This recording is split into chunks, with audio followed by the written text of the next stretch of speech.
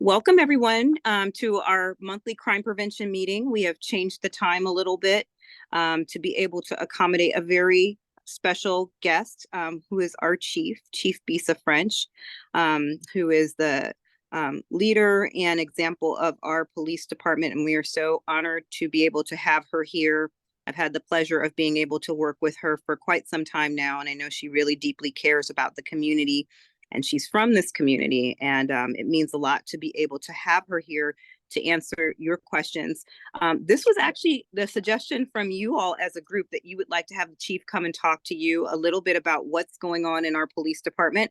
So I am going to turn it over to her, and she's going to give a short presentation, and then we'll spend the rest of the time going over question and answer with her. You can feel free to drop your questions into the Q&A. I see there's a couple there already. Or you can raise your hand and I will call on you when it is time. Just know that this meeting will be recorded so that we can reshare it again for those who missed it or who want to see it again or want to go back. But without any further ado, again, I'm Michelle Milam, Crime Prevention Manager for the Richmond Police Department. I'm going to turn it over to our chief.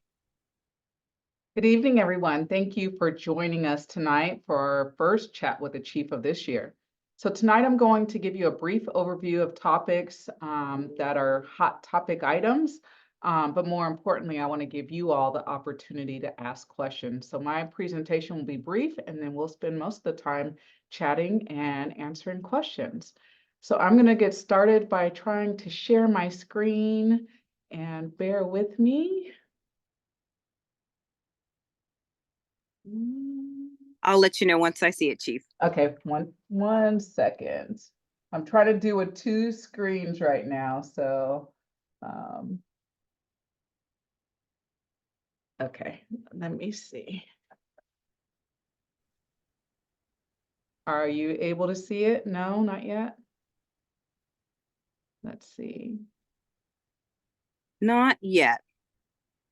It's now we can see. It's you're cooking with grease now. It's looking good.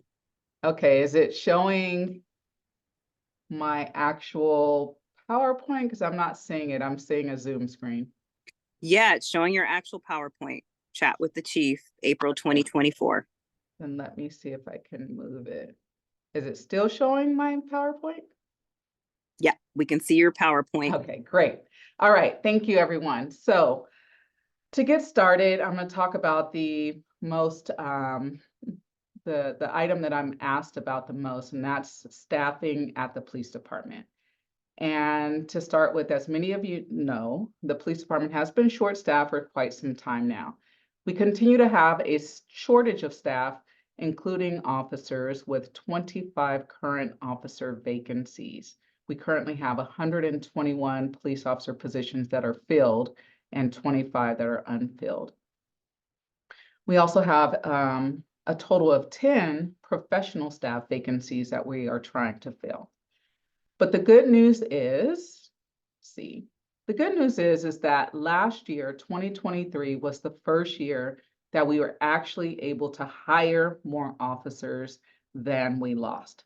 So in previous years, if you'll see from the graph, we were losing more staff than we were able to hire. And last year, if you'll see where the lines actually cross, it's because we were able to actually hire. And this number says 17, but it actually ended the year with 20 police officers. And thankfully, we only lost 5.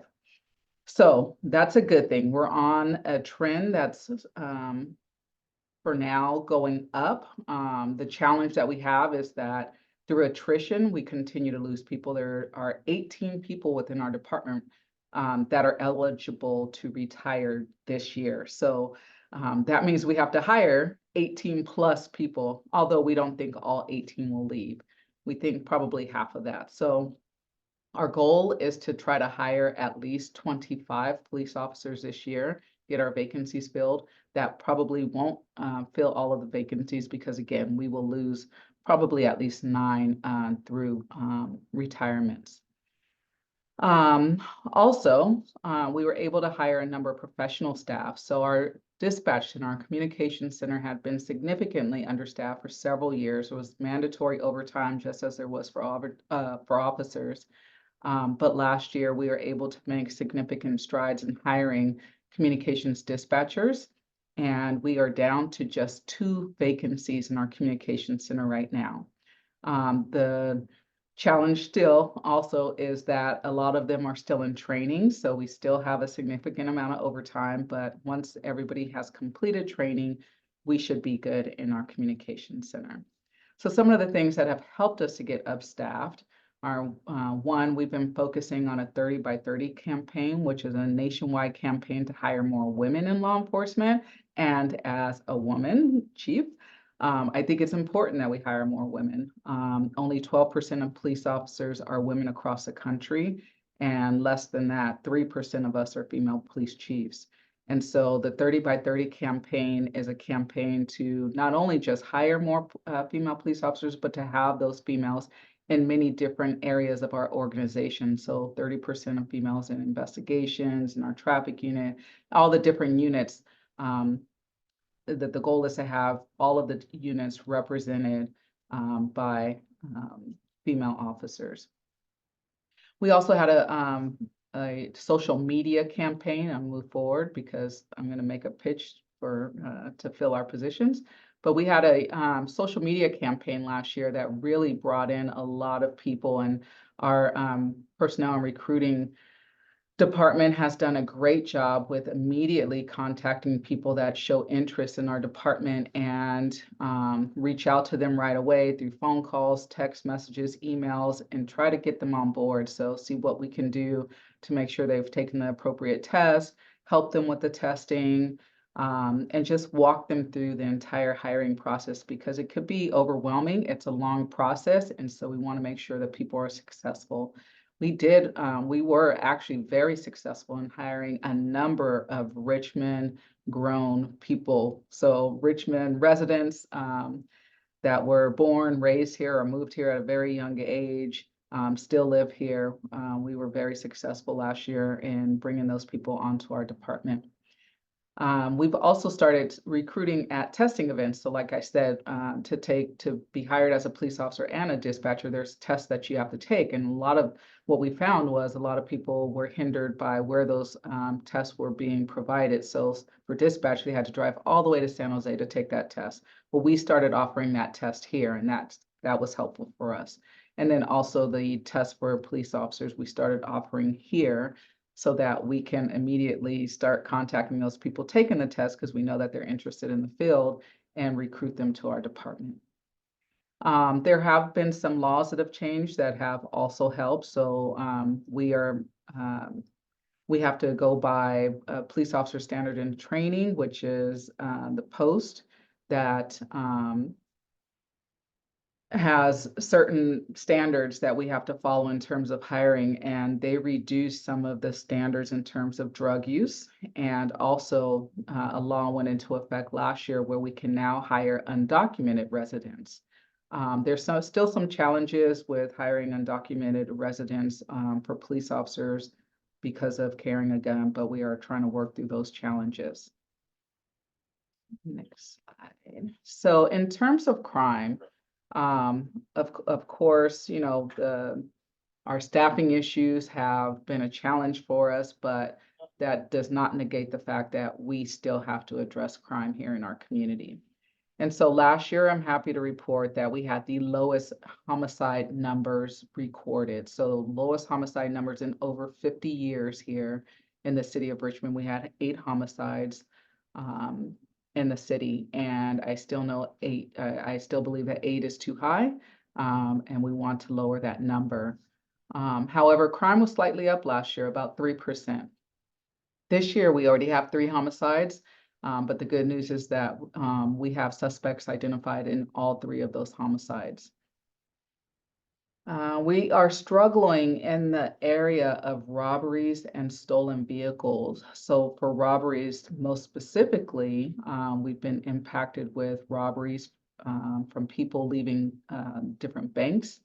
And as they leave the bank, they are if they're stopped at a stoplight, sometimes people are breaking their windows and taking a purse, which may contain the cash that they just received from the bank.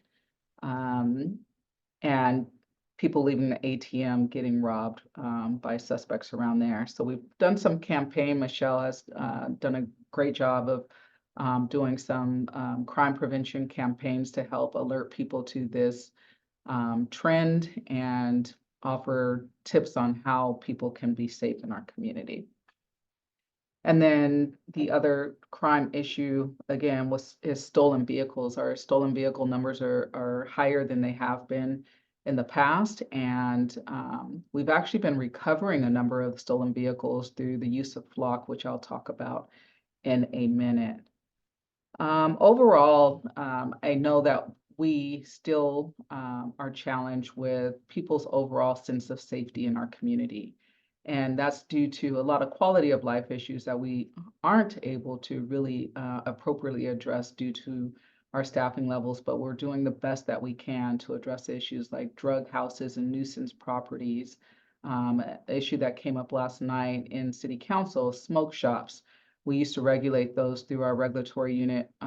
We no longer have a regulatory unit, and that's been passed over to another city division. But I know that people are upset about the amount of smoke shops that are in the area, and we know that there have been several crime trends around those smoke shops, just disturbances and calls for service around those smoke shops, and even a double homicide at a smoke shop on 23rd Street last year. And then another issue that I hear a lot and people are frustrated about is traffic issues around the city, and I'm going to also talk about that in just a few minutes. So technology, I said that flock cameras have helped us with catching stolen vehicles, but not only are they helping us with stolen vehicles, but they're also helping us with actual major crimes.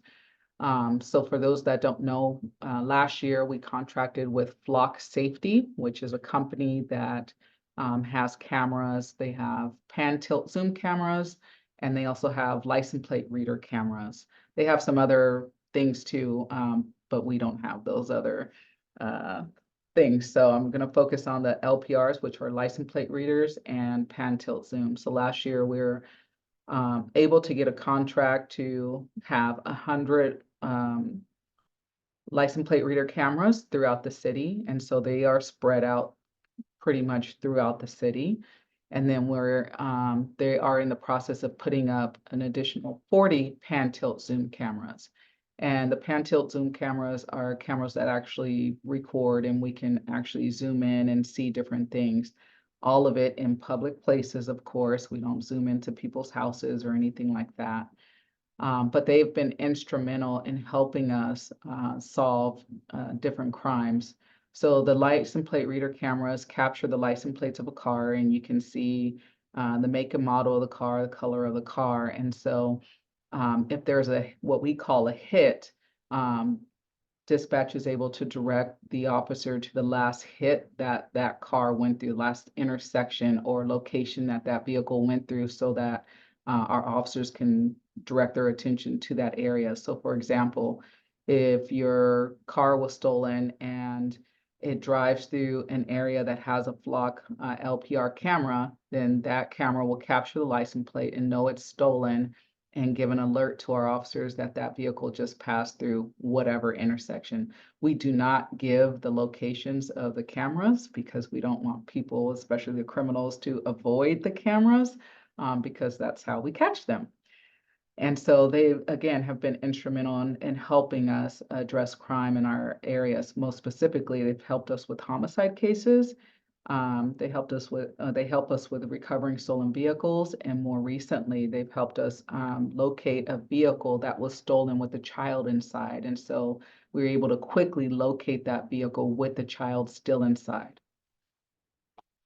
We do not use flock cameras to monitor people. So even though they go, if a car goes through the camera system, we don't look to see who's driving where or anything. We only use it for crime issues. And then all of the data is erased after 30 days, and it's only saved if it is related to a crime. And then we report monthly on any of the hits that we received and how the cameras have helped us over the month, and we place that on our website, the monthly report on our website. So traffic and parking enforcement. This is a very hot topic item. So starting off with parking enforcement, on the slide, you'll see one of our parking enforcement officers, Tiara Gonzalez. So we've received probably over 300 abandoned auto reports every month. And so our parking enforcement officers keep a, no, I see enforcement spelled wrong, sorry. We keep a running list of all of the locations where abandoned autos are, and our parking enforcement go out and they either red tag or tow those vehicles throughout the month. 23rd Street merchants have complained about parking issues along the 23rd Street corridor and how it's hindered their ability for customers to park, you know, in a close proximity to their businesses. So about a month ago, starting in February, we started doing traffic enforcement along the 23rd Street corridor. And that's proven to be really effective and helpful for the 23rd Street merchants. And we want to expand that to other business districts. Additionally, like I said, we receive tons of abandoned vehicle reports every single month. And so about 2 weeks ago, we went out to the Southern District and we were able to tow 70 vehicles, red tag 15 of them, and issue 25 citations. And that community was so happy with the efforts because, as you know, in some areas of the city, it's very difficult to park. And so those vehicles that just sit there taking up parking spaces make it difficult for the people that are, you know, trying to conduct business or park in front of their home or whatever it might be. And so we received a lot of kudos from the community for that tow operation. Our goal is to do one in each district every month, and so we will be picking that up again soon. My goal, as we continue our hiring, is to bring back a traffic unit. Another major complaint that I receive are traffic complaints. And I can tell you firsthand, just driving in and around the city and living here myself, that traffic, people drive crazy around here. And so last year we were unable to have a standalone traffic unit. It was the first time we have not had a traffic unit in my 26 years as an officer here, but that was strictly due to staffing. My goal is to be able to bring back somewhat smaller unit, hopefully by mid-year. And so that might be 3 traffic officers and a supervisor, but I want to bring back some kind of traffic unit because the traffic collisions, first of all, are we have more traffic collisions here in our city per capita than most other cities our size, and we need to address the traffic issues that are occurring. I have officers right now on a was probably going to be a fatal traffic collision, and we've already had 5 fatalities due to traffic collisions this year alone. And so it is definitely an issue that we have to address. And so we're looking at bringing back that unit hopefully mid-year.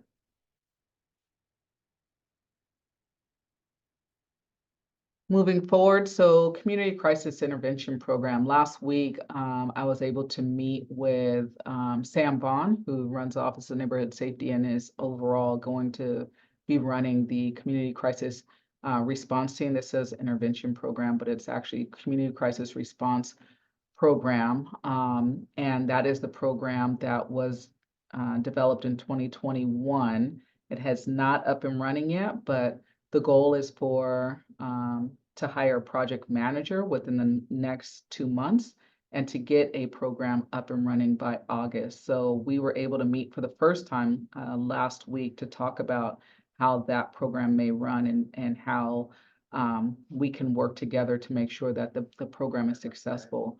The police department is very supportive of getting this team up and running because as we have less staff, we want to be able to hand over some of the calls that we currently respond to this team to handle them. These are the types of calls that maybe a police officer does not necessarily need to respond to, but as a default, we are the only ones that are available to respond to these types of calls right now. So looking forward to getting that program up and running in August. And then lastly, more to come. So last year, we were luckily able to finally bring back our Explorer program. Our Explorer program is one of the longest running programs in California. And unfortunately, due to COVID, we stopped doing the program for a short period of time. Last year, we were able to bring it back with one of our retired officers who is working with PAL and had previously worked for Explorer program. In fact, had previously been an Explorer probably about 25 years ago. And now he is working to bring that program back in conjunction with some of our officers. So we have a small contingency of Explorers at this point, and we are recruiting to bring more Explorers on. They've been at some of the local festivities lately. They were last Saturday, we were at Booker T. Anderson for Easter egg hunt, and they were there helping to serve the community there. So we're looking forward to expanding our Explorer program. So if you know anybody that's interested in being an Explorer, please refer them to us.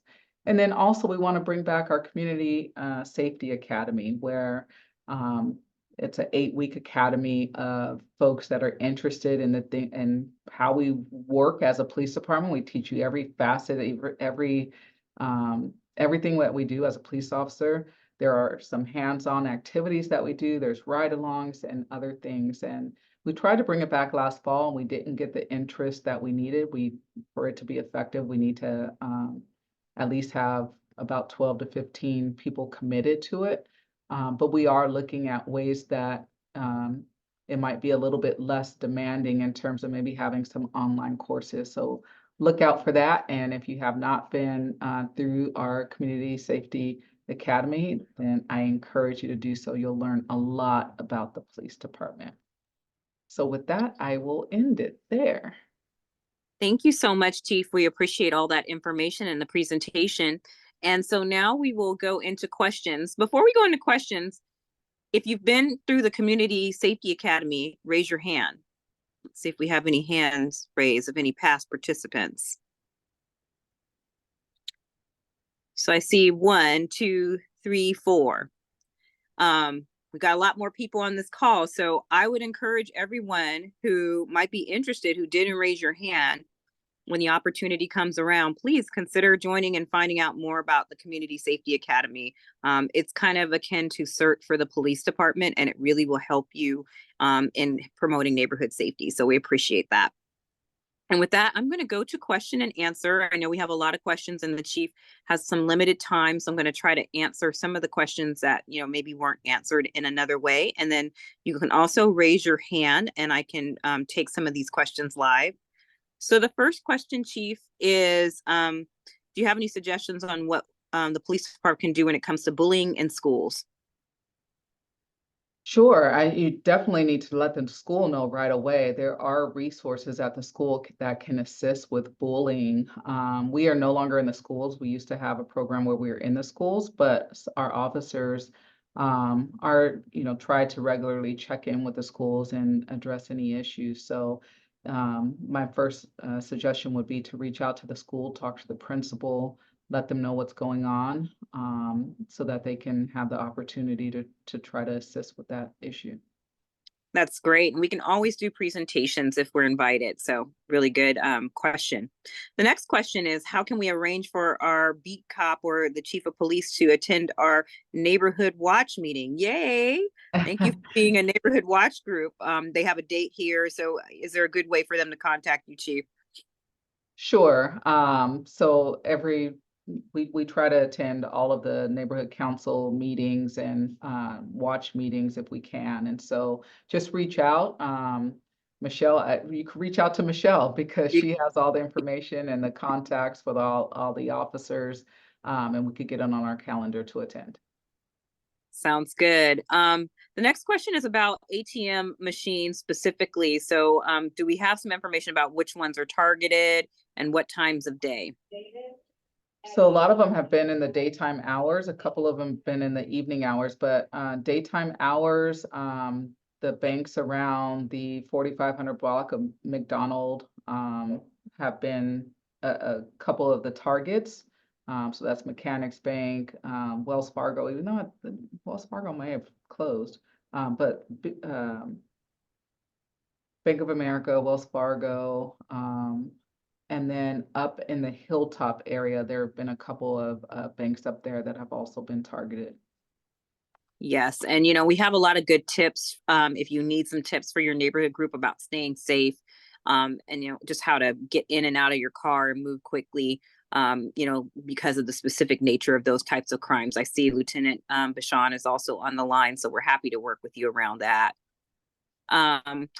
The other thing is, definitely we can share some tips involving those kinds of ATM thefts with you. The other question comes up is about cameras and flock cameras, I believe, helping with illegal dumping. We talked about crime, but is flock used for illegal dumping? Yeah, if we get if we receive a tip that somebody's dumped something there in an area that we know that there's cameras around, we can pull the footage from those vehicles. We can't see who's actually in the vehicle with the license plate reader cameras, but we can get a license plate and we can follow up with that registered vehicle owner regarding illegal dumping. And if we develop enough intel or information, then it is possible for us to actually issue citations to that perpetrator. Thank you, Chief. The next two questions I'm going to take together because they're both also about flock cameras. So it's flock cameras sound great. When were they installed? And did you say that there are 100 license plate cameras with the 40 pan tilt? And a follow-up to that is flock cameras, are they monitored in real time or is it AI? So it's not AI and they are not monitored. Well, the pan tilt zoom cameras. Well, let me go back. So we were able to get a contract with Flock early last year that gave us 40 license plate reader cameras. Once we saw how effective they were and people were asking for them in different neighborhoods, we were able to go back to council and city council approved an additional 70 license plate reader cameras and the 40 pan tilt zoom cameras. So the issue is there's 100 license plate reader cameras, but if there's it dependent on the size of the intersection or where we're putting them. One intersection that has 4 lanes on each side might take at least 2 license plate reader cameras, one for maybe eastbound traffic, one for westbound traffic, or whatever the directions might be. So there's not 100 different locations. And then in terms of the pan tilt zoom, that was approved more recently. And so we are still in the process of installing, not we, Flock is in the process of installing those pan tilt zoom cameras. Now, those are the ones that actually record, but they are not necessarily monitored in real time.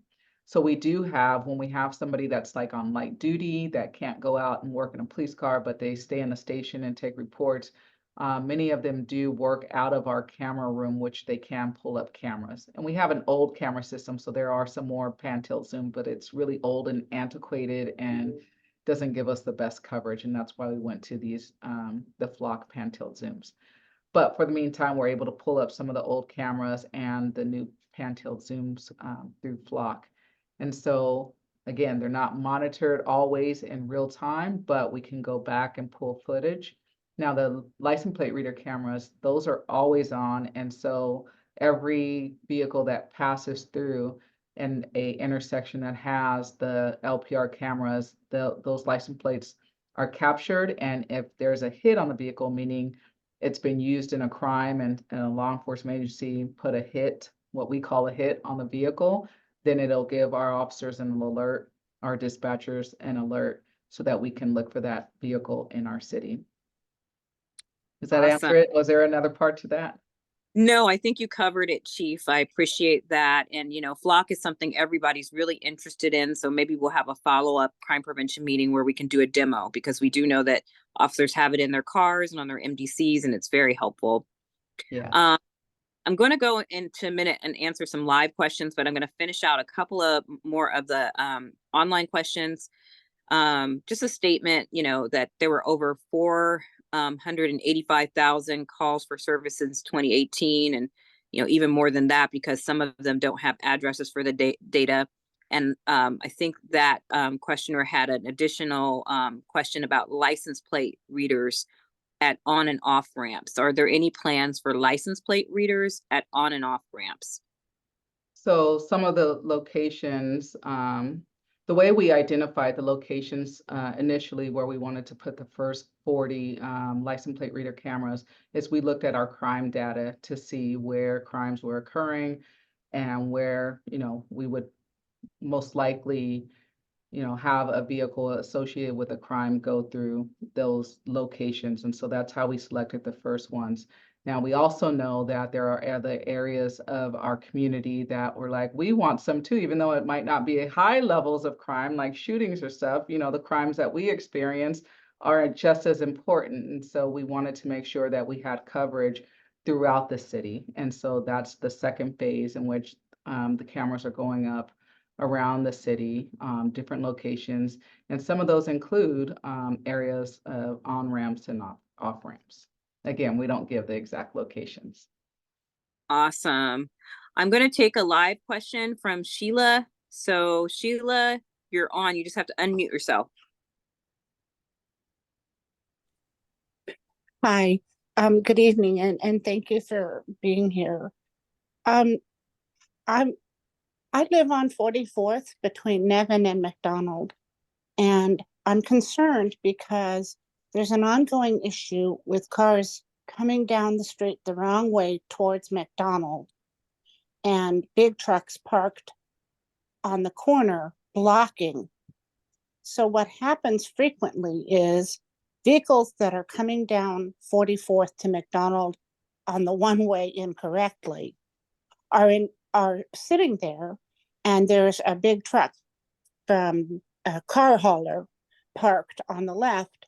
So if a vehicle tries to come off McDonald onto 44th, there's a huge likelihood for an accident there. And so my question is, could we do anything else to better mark the one way, and to make it clear to those people that get down to that intersection that they're on a one way? Because what happens is they sit there for a prolonged amount of time because now they're confused and they don't realize why they can't make the turn.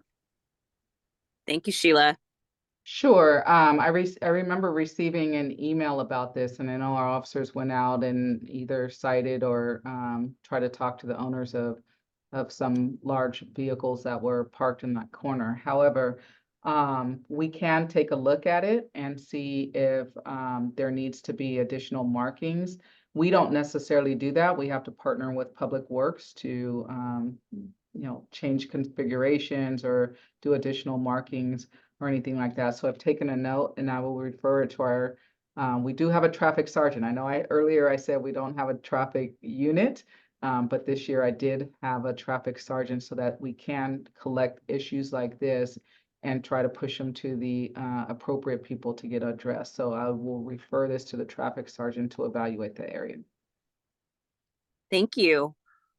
Miss Braxton, you just have to unmute yourself. Miss Braxton was one that I saw at the ATM machine the other day by herself. All right, Miss Braxton, you just have to unmute yourself. You're on unmute. You're able to speak. She might have stepped away, and if she did, we will come back to her. So I'm going to go back to, and I'll come back to Miss Braxton. I'm going to go back to the Q&A just so that we can try to get through some more of the questions. And And I think Ms. Braxton did have a question in the chat. She's concerned about the lack of traffic enforcement. So that's kind of parallel to the last question. No one observes red lights and speeding stop signs. I would agree with that. I don't drive a marked vehicle, so people don't know I'm necessarily the police when I'm driving to and from, and I a lot of times don't have a uniform on. And I see the craziest driving ever around town. And so that's why I know it's so important to bring back a traffic unit so that we can address the traffic issues in the city. Awesome. And there was a question about the abandoned vehicle hotline. I did drop the information in the chat for those who asked for it. So you can take a look at it. It's in the chat and feel free to use that to report abandoned vehicles. The next couple of questions are also about traffic. And it's about, really remarking traffic lanes that are covering one direction of traffic to the 2 line to cover both directions and be able to count vehicles in both directions in each direction. So we appreciate that comment. I think we've kind of talked about that, even though the police department chief, right, we don't deal with, traffic upgrades, changes. That's actually another department in the city, but we do provide input, correct? That's correct. And you can actually go online to the Public Works Department and make a request for report an issue, make a request so that they can take a look at it. So if you want to go online to Public Works, there's an area where you can say somebody needs to paint, new lines in this area, give the street, give the location. Awesome. Well, we're getting good on time, and I want to make sure that I keep us on time because, Chief, I know you have a hard stop at 6:50. So just a couple more that we'll be able to take here. One is about copper metal wire theft. What are we doing since there's an increase in that to be able to deal with that, and what's contributing to the copper metal wire theft?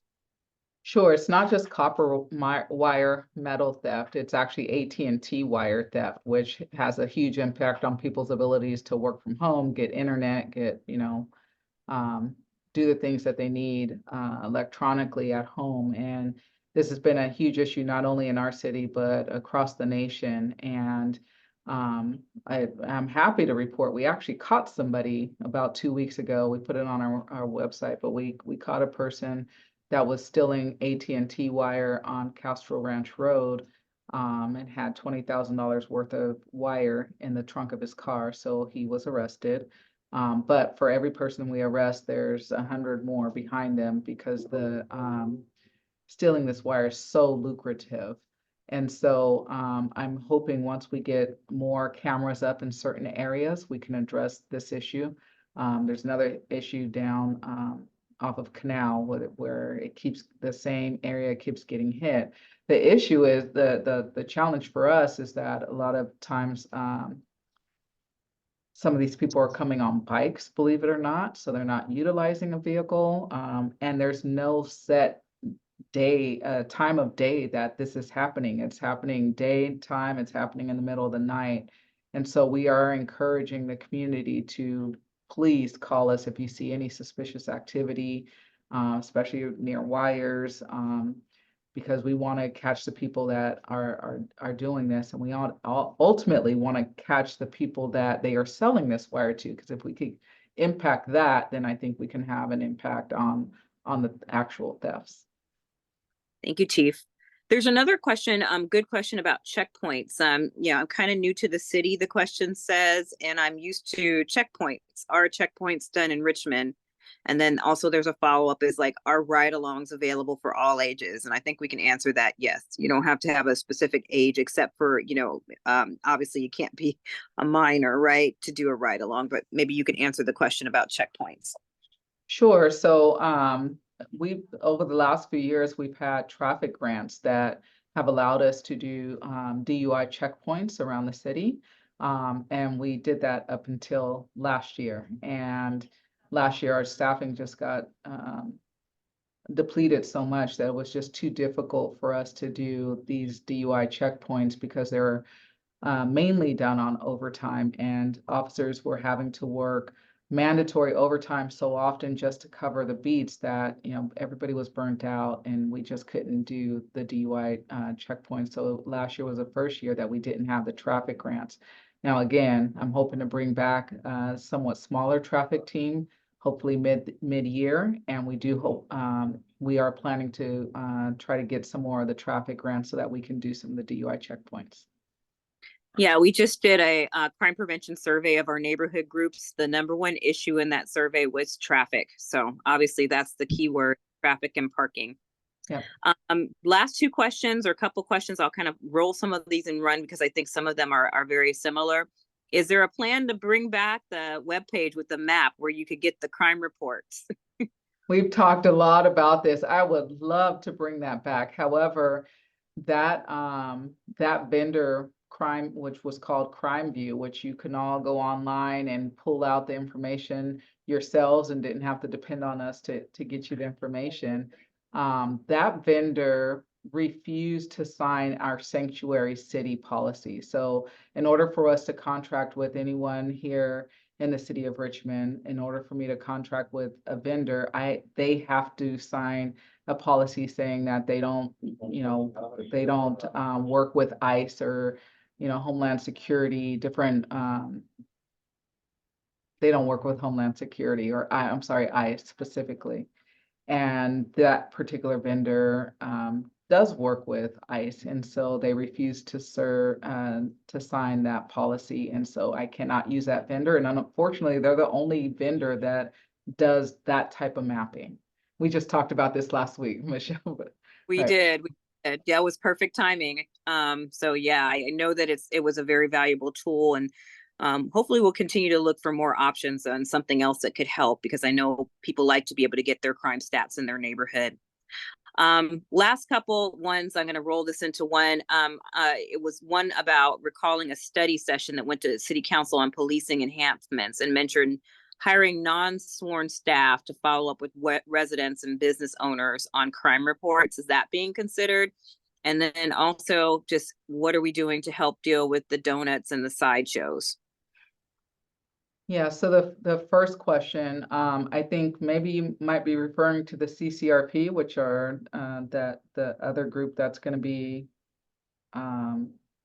the other response team that's going to be responding to community issues. And hopefully, like I said earlier, that will be up and running in August. I have not been afforded any additional positions, non-sworn positions to address any issues, community issues. And then in terms of traffic safety and sideshows, so there's a couple things that we've done around sideshows. It's been an issue not just for us, but across the greater Bay Area for sure. So we've been partnering with some of our other law enforcement agencies, and we were doing on Friday nights and Saturday nights, partnering with like Hercules, Pinole, just the corridor here, from El Cerrito, Kensington, all the way to Hercules, partnering and putting out teams of the officers on specifically on Fridays and Saturday nights to address some of the sideshow issues. And when that has had a little bit of an impact, we contracted a couple years ago to get stop sticks, which are sticks that will, if you run over them, can pop tires. And so we use that as a way to direct vehicles out of the area. Because the fact of the matter is, when they come in, there are 25 plus cars, 25, 50, sometimes 100, 200 vehicles. And at any given time, we have 9 officers working. And so there's just no way that we can stop all of those vehicles. So our goal is just to try to get them out of our city. If we can gather information to try to go after these perpetrators later, like license plates, any kind of identifying information where we can go and tow their cars later even, then we try to do that. But in the moment, our strategy is to try to direct them onto the freeway and out of our city. And so that has been an effective measure when we don't have, extra officers that are available to help us to try to actually, go after the people that are doing donuts. Well, I want to thank you, Chief. We appreciate your time. We appreciate that we have a chief that is willing to talk to the community and answer questions directly. Encourage all of you all to reach out if you have other questions. You can reach out to myself or Anna in the chat. I see that we have Carla from our Crime Prevention Board, Miss Braxton from our Crime Prevention Board, Cindy from our Crime Prevention Board. So we have a lot of folks who are caring to be able to work with neighbors on some of these issues to be able to improve our neighborhood safety, because I'm a Richmond resident and all these things matter to me. And I'm glad that these things also matter to all of you. And we appreciate you. We could not do it without you. And we thank you so much, Chief, for your time being here. And we hope to have other events, other ways to connect soon. Thank you. I appreciate it. Thank you for having me today. And I apologize, I have to run early, but I have Community Police Review Commission meeting at City Hall, so I got to get going. Thank you. Thank you all. Everybody, I hope you have a wonderful evening. Bye.